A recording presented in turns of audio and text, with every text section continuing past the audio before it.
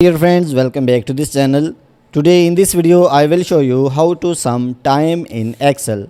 So without wasting time, let's start video. If you find this video is helpful for you, then please give like this video and subscribe our channel. So guys, you can see hours worked. So if you want to add these times, so just click the cells where you want to add.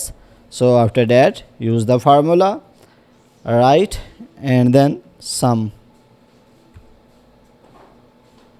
So you can see this formula. So click on it and then select all cells and then press enter. So you can see this is not accurate answer. So how to fix it? So click the right side of mouse and here you can see format cell and then click on customs, and here you can see hour, minute and second.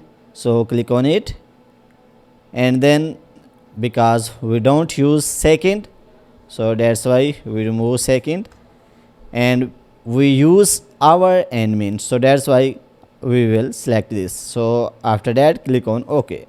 So you can see this is accurate times, 63 hours and 8 minutes.